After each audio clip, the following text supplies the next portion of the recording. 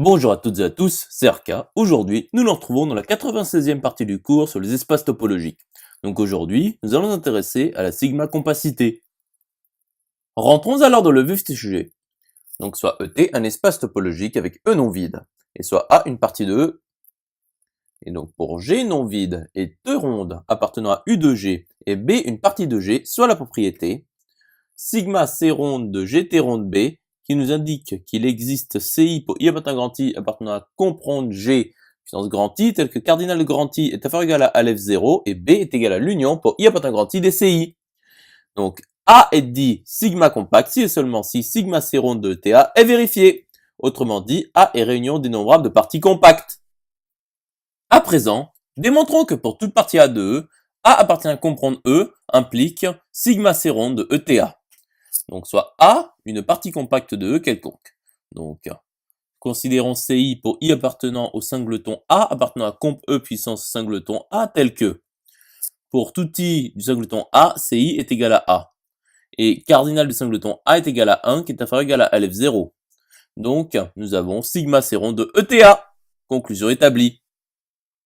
Démontrons alors que, pour toute partie A de E, sigma C rond de ETA implique l'in ronde de ETA.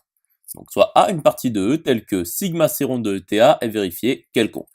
Donc soit OI pour I appartenant à grand I appartenant à T puissance grand I tel que A est inclus dans l'union pour I appartenant à grand I des OI quelconque. Donc il existe CJ pour J appartenant à grand J appartenant à comp E puissance grand J tel que cardinal de grand J est inférieur ou égal à Aleph 0 et A est égal à l'union pour J appartenant à grand J des CJ. Donc pour tout J de grand J, CJ est inclus dans l'union pour I appartenant à grand I des OI.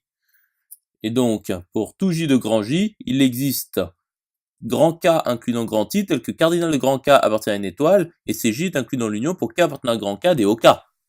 Nous pouvons alors constituer une famille grand KJ pour J appartenant à grand J appartenant à P de grand I puissance grand J tel que pour tout J de grand J, CJ est inclus dans l'union pour K appartenant à grand KJ des OK et cardinal de KJ de grand KJ est inférieur ou égal à Aleph 0.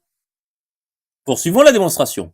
Donc A est égal à l'union pour J appartenant à grand J des CJ, qui est égal à l'union pour J appartenant à grand J de l'union pour K appartenant à grand KJ des OK, qui est égal à l'union pour K appartenant à l'union pour J appartenant à grand J des grands KJ des OK. Et cardinal de grand J est inférieur ou égal à Aleph 0. Et pour tout J de grand J, cardinal de grand KJ est inférieur ou égal à Aleph 0. Donc cardinal de l'union pour J appartenant à grand J des KJ est inférieur ou égal à Aleph 0. Et donc l'in ronde de ETA est vérifiée. Conclusion établie. J'espère que cette vidéo vous aura plu et vous sera utile. Nous nous retrouvons dans la 97e partie.